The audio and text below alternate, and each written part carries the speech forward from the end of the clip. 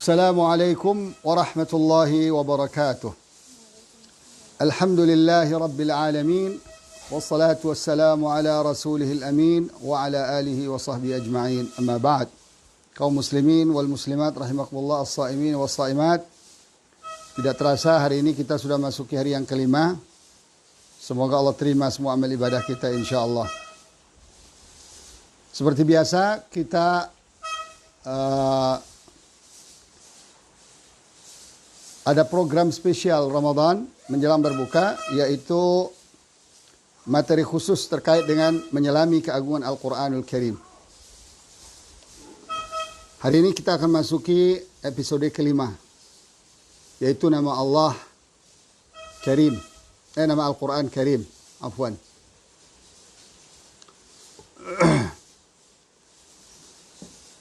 Seperti yang sudah dijelaskan sebelumnya bahwa Al-Quran keagungannya bisa kita ketahui melalui nama-nama yang Allah cantumkan di dalam Al-Quran itu sendiri. Kemarin kita sudah bahas nama Al-Quran Azim atau Al-Azim. Sekarang kita masuki yang kelima, episode kelima, yaitu nama Al-Quran Karim. Agar kita tahu bahwa arti Karim yang sebenarnya, kita akan melihat beberapa ayat-ayat Allah yang terkait dengan kata Karim dalam Al-Quranul Karim. Terkait dengan Karim, Quran ini Quranun Karim, itu Allah jelaskan dalam surat Al-Waqi'ah. Allah berfirman, Innahu la Quranun Karim, ayat 77 sampai 80. Innahu la Quranun Karim fi kitabim maknun la yamassuhu illa al-mutahharun tanzilum min rabbil alamin. Sesungguhnya dia itu, kitab itu adalah Al-Quran, Quran Karim, Quran yang Karim. Diletakkan Allah dalam catatan yang tersimpan di Lauhul Mahfuz dan tidak disentuh kecuali orang-orang yang disucikan. Dan menurut tafsir para ulama, ini adalah malaikat Jibril. Dan Quran ini bersih dari sentuhan-sentuhan makhluk, kecuali hanya yang diberikan izin untuk membawa Al-Quran, menyampaikan Al-Quran, mengajarkan Al-Quran kepada Rasulullah SAW adalah malaikat Jibril. Tanzilu min Rabbil Alamin. Allah turunkan secara bertahap, diturunkan secara bertahap dari Allah Rabbul Alamin. Kita sering mendengar dalam istilah bahasa Arab, rajulun karim. Orang yang karim. Apa arti yang karim? Itu orang yang sangat dermawan. Orang yang sangat pemurah. Nah, kita akan lihat nanti seperti apa Al-Quran ini pemurahnya pada manusia. Bayangkan, salah seorang penulis tafsir, Said Qutb rahimahullah, mengatakan bahwa Al-Quran itu ata'um mutajaddid. Pemberian yang selalu baru. Pemurahnya Al-Quran tidak terbatas dengan zaman dan tempat. Semakin dikaji dengan dalam oleh para ulama kita, mereka semakin menemukan mutiara-mutiara yang ada di dalamnya, yang sangat bermanfaat untuk dijadikan pegangan dalam kehidupan ini. Sehingga dalam menjadikannya pegangan adalah indah sekali. Itulah kelebihan Al-Quran di antaranya. Tidak memberikan kebosanan dan kesulitan, apalagi mudarat. Karena dia memang diturunkan oleh Allah, tanzilu min Rabbil Alamin. Diturunkan secara bertahap dari Allah Rabbul Alamin. Kita akan melihat kata Karim dalam Al-Quran. Satu, kita akan temukan dalam surat An-Nisa ayat 31.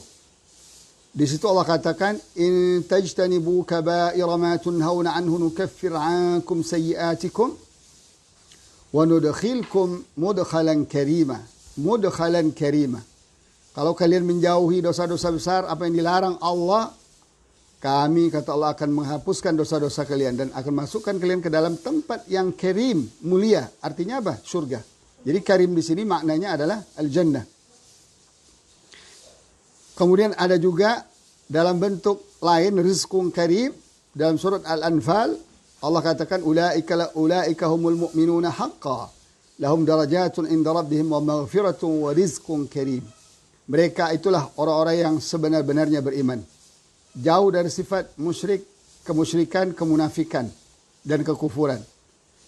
Artinya iman mereka benar-benar murni iman.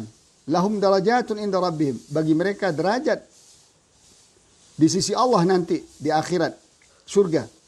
Wa maghfiratun, dan ampunan. Wa rizqun karim. Nah, rizqun karim ini ulama menafsirkannya adalah surga, al-jannah.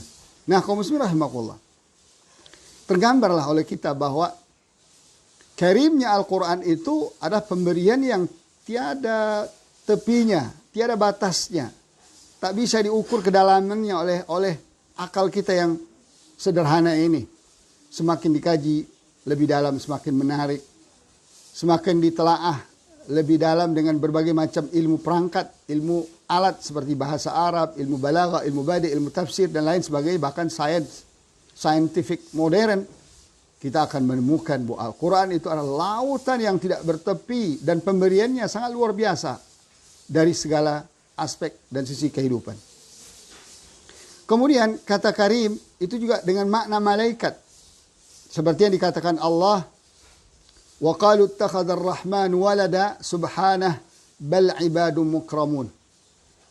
Mereka orang-orang kafir Quraisy itu mengatakan Allah punya anak. Dituduhlah anak Allah malaikat. Dikatakan anak Allah itu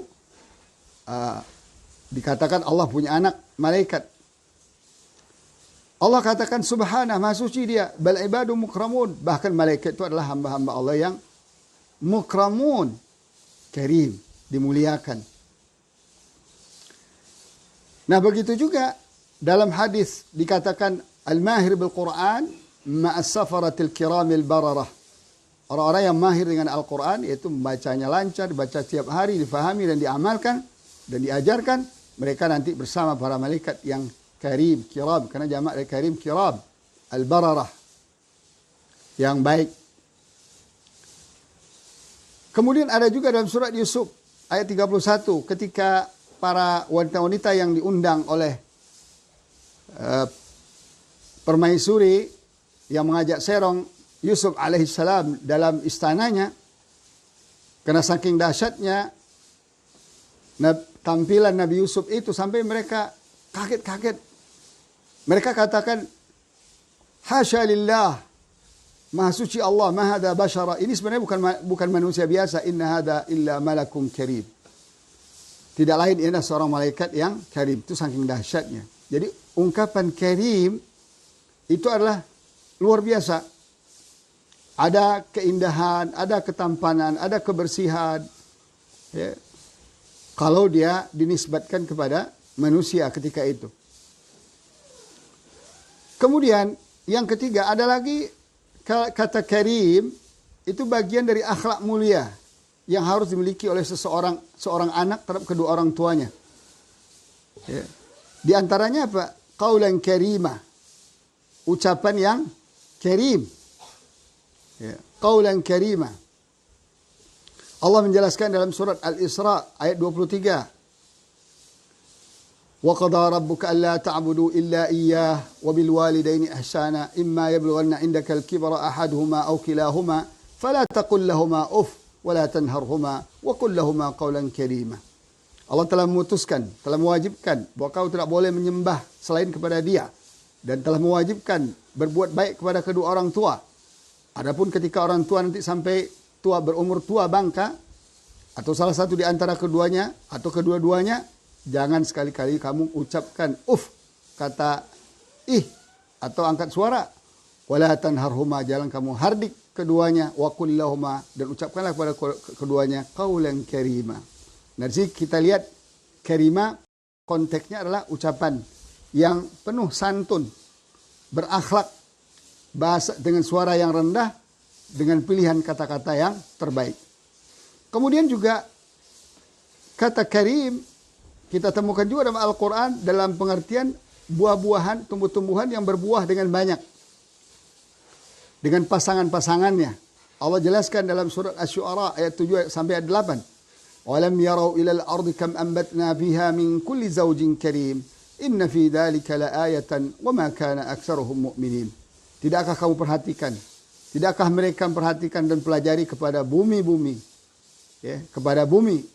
Bagaimana Bumi itu Allah jadikan subur sehingga dia bisa menumbuhkan pohon-pohon, tumbuh-tumbuhan dari setiap zaujin karim, pasangan yang mulia, pasangan yang indah, pasangan yang menghasilkan, punya produk buah yang begitu banyak, indah dan nikmat rasanya, indah bentuknya, indah warnanya, menarik warnanya dan indah pula rasanya. Coba kita lihat buah-buah anggur, ya, buah apel, buah jeruk, buah semangka. Dan itu Allah katakan adalah zaujin karim.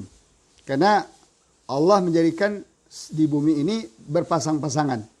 Bukan hanya manusia, hewan yang berpasangan, tumbuh-tumbuhan pun juga berpasang-pasangan. Artinya apa?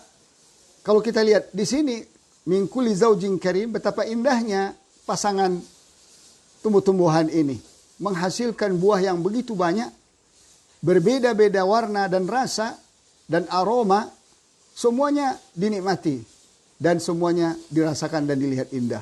Padahal kaum muslimin rahimakumullah, dia tumbuh di sebidang tanah yang sama. Kalau kita punya tanah, ya, berapa meter umpamanya, di samping kita tanam pohon mangga, samping kita tanam pohon rambutan, sampingnya kita tanam lagi pohon pepaya, sampingnya kita tanam lagi umpamanya anggur, apel dan sebagainya. Coba lihat, padahal dia disiram dengan air yang sama, dari hujan yang sama, kemudian dari tanah yang sama, tapi kok bisa tumbuh-tumbuhannya berbeda-beda. Subhanallah. Inilah Al-Quran. Ya, bicara banyak masalah. Kita lihat, semua memberikan kesejukan dan memberikan kebahagiaan dalam hidup kita. Kemudian ada lagi makna pengertian karim. Di sini ada kitabun karim. Surat yang karim. Ini menjelaskan surat Nabi Allah Sulaiman alaihissalam kepada Ratu Bilqis. Apa katanya ketika dia menerima surat dari Sulaiman yang dilemparkan oleh burung hudhud itu? Qalat ya ayyuhal mala'u inni ulqiya ilayya kitabun karim. Ya, Ratu Bilqis berkata, wahai para petinggi, para pejabat tinggiku, sesungguhnya aku dilemparkan padaku, dikirim padaku sebuah kitab karim. Itu surat Nabi Sulaiman. Kenapa dikatakan kitabun karim? Innahu min Sulaimana wa innahu bismillahirrahmanirrahim. Karena dia diutus oleh seorang hamba Allah yang mulia. Dia ditulis dan dikirim oleh seorang hamba Allah yang mulia, yaitu Nabi Sulaiman alaihissalam. Dan di awalnya menyebut nama Allah yang Ar-Rahman Ar-Rahim. Dimulai dengan ucapan Bismillahirrahmanirrahim. Barulah pesan singkat beliau, Allah ta'alu alayya wa'tuni muslimin. Jangan kalian menyombongkan diri kepada saya, lebih baik kalian datang kepada saya dalam keadaan menyerah. Dan ini terjadi bahwa Ratu Bilqis ditaklukkan oleh Nabi Sulaiman tanpa ada perlawanan sedikit pun. Kaum muslimin rahimakumullah. Begitu juga kita akan lihat makna karim atau kalimat karim itu terkait dengan Allah Al-Khaliq. Allah sebagai pencipta. Dalam surat An-Naml ayat 40 Allah menjelaskan, Qala alladhi indahu ilmun minal kitabi ana atika bihi qabla an yartadda ilayka tarfuk. Falamma ra'ahu mustaqirran indah. Qala hadha min fadli rabbi liyabluwani aashkuru am akfur. Wa man syakara fa innama yashkuru li nafsih. Wa man kafara fa inna rabbi ghaniyyun karim. Ini juga ucapan Nabi Sulaiman alaihissalam. Ketika singgasana Bilqis itu dibawa oleh seorang sekretarisnya dengan ilmu yang Allah berikan kepada dia dengan hanya sekejap mata, kurang dari sekejap mata, begitu hebatnya. Apa kata Nabi Sulaiman? Ya, qala alladhi indah. Ketika ditawarkan, ya, kepada siapa yang bisa mendatangkan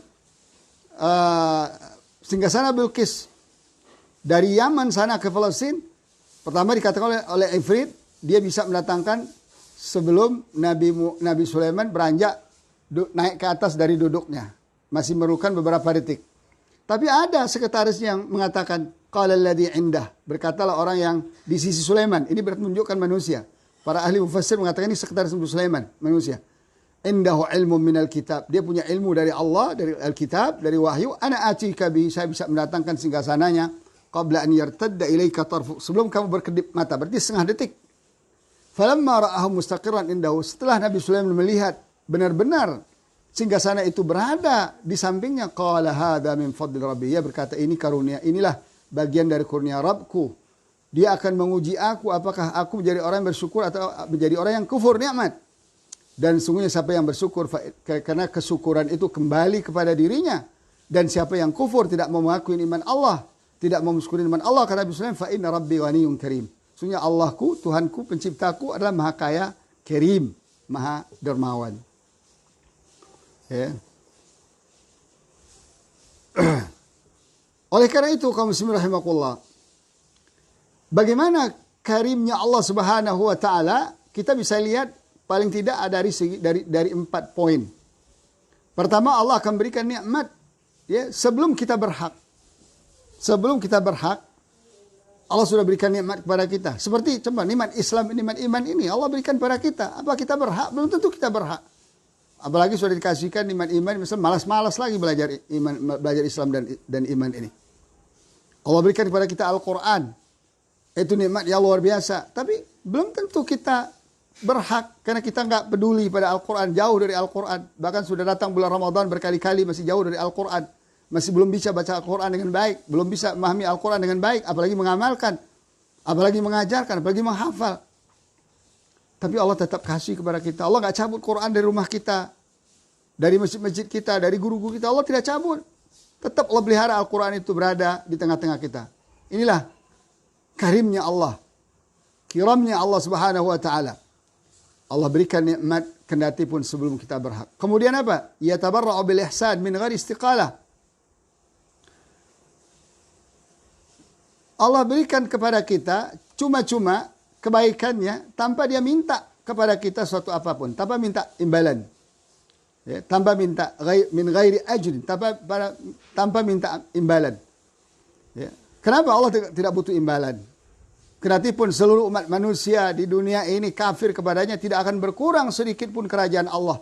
Dan kendati pun seluruh makhluk di dunia ini, jin dan manusia dan hewan, sujud sepanjang masa, berabad-abad kepada Allah, Allah tidak akan bertambah ihsan, tidak akan bertambah kerajaannya. Oleh karena itu Allah selalu memberikan kepada kita ihsan, kebaikannya secara cuma-cuma. Kemudian karimnya Allah kita juga bisa lihat, Allah melipat gandakan amal kebaikan kita dan membalas keburukan seperti keburukan yang kita lakukan. Man jaa bil hasanati falahu asyru amsalihha. Siapa yang bawa kebaikan, Allah balas 10 kali lipat. Wa man jaa bis sayyi fala yujza illa mithla. Siapa yang datang dengan bawa kejahatan, Allah akan balas 1 saja. Ini salah satu bentuk karimnya Allah. Dan bahkan dalam ayat lain dikatakan, sedekah kita, infak kita di jalan Allah untuk membantu orang-orang yang berjuang di jalan Allah, berjihad di jalan Allah seperti di Palestina dan sebagainya, itu bisa dibalas Allah lebih dari 700 kali lipat. Kemudian juga kita bisa lihat betapa karimnya Allah Ta'ala mengampunkan dosa orang berdosa dan menerima taubat mereka. Karena pun dosa mereka sampai ke puncak langit sana jumlahnya banyaknya. Allah tidak peduli itu.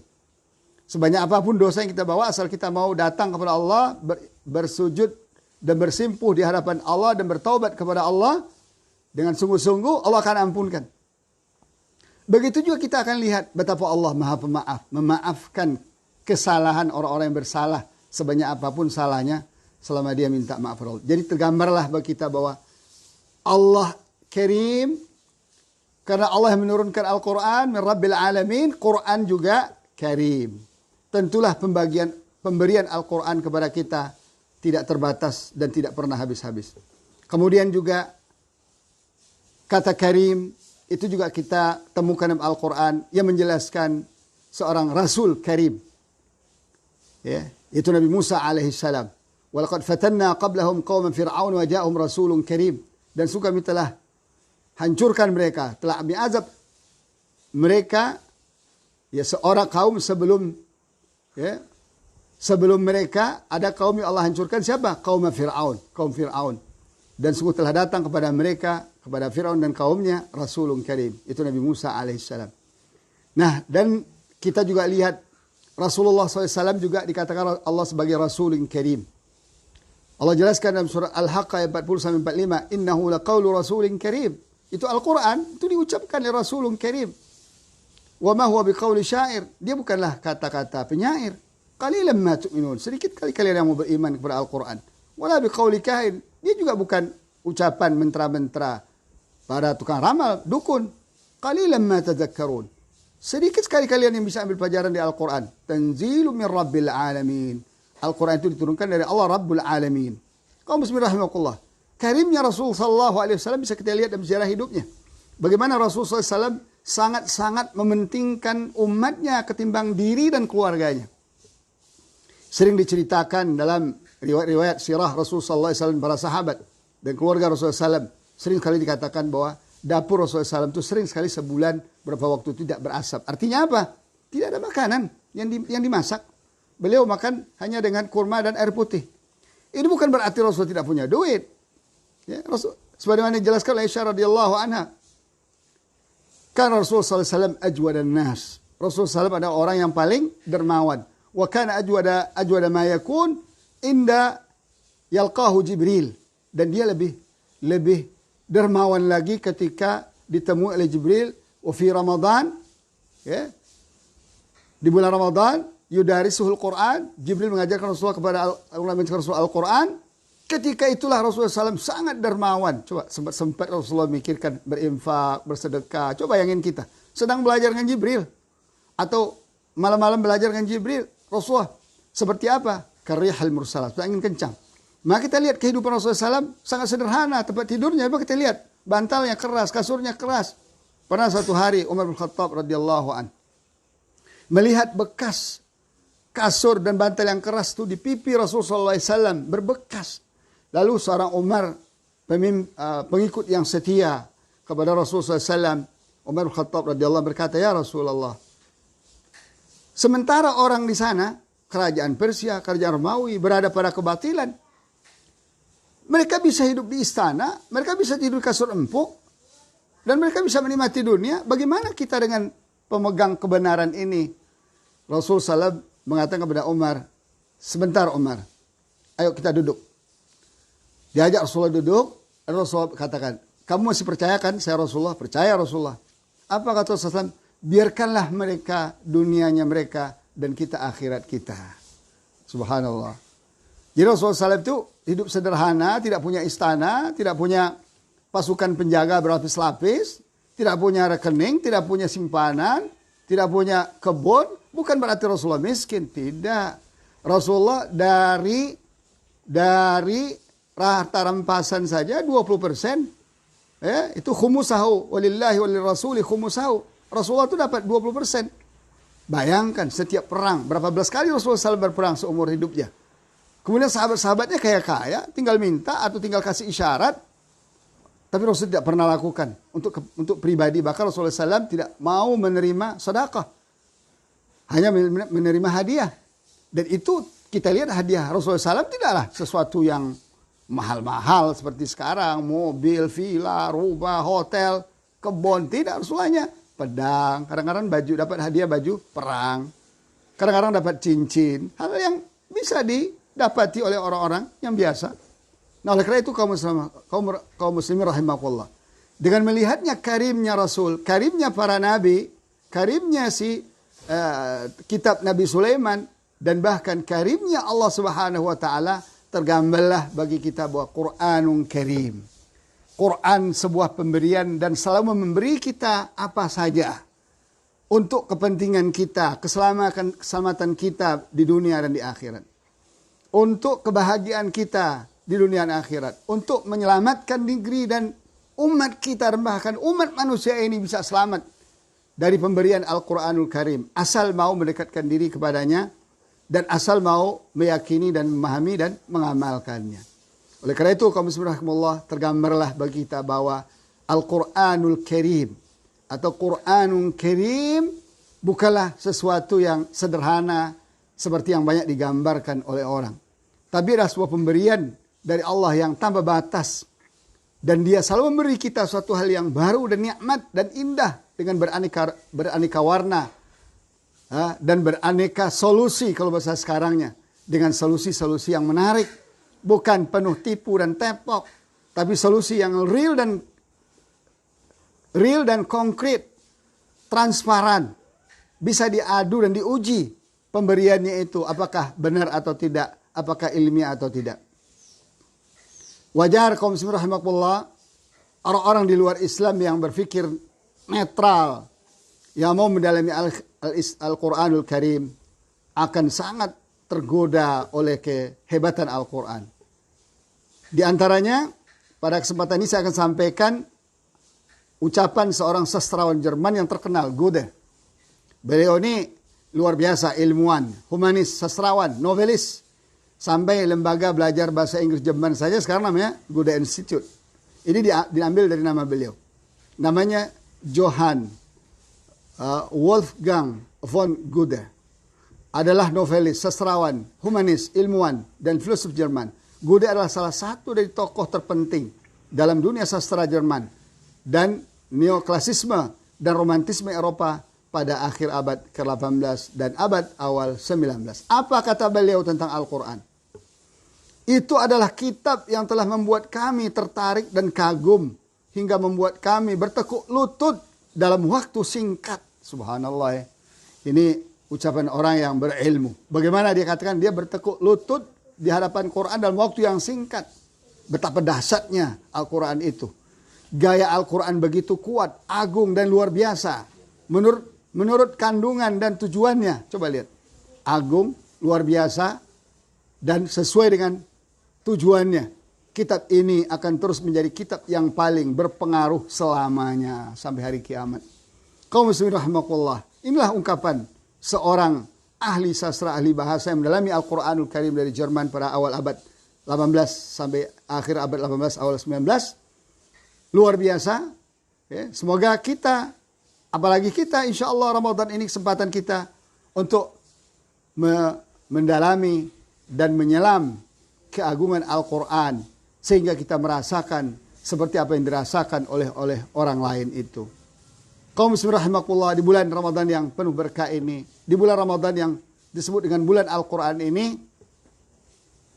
kita harus berupaya maksimal untuk berinteraksi dengan Al-Quran lebih intensif dan lebih istiqomah lagi. Kita baca setiap hari minimal 1 juz di bulan Ramadan yang penuh berkah ini. Kita tadabburi, kita pahami ayat-ayat yang minimal 1 halaman sehari atau ayat-ayat yang kita inginkan. Ya. Kemudian kita cari perintah-perintahnya, larang-larangannya. Perintahnya kita amalkan perlahan-lahan.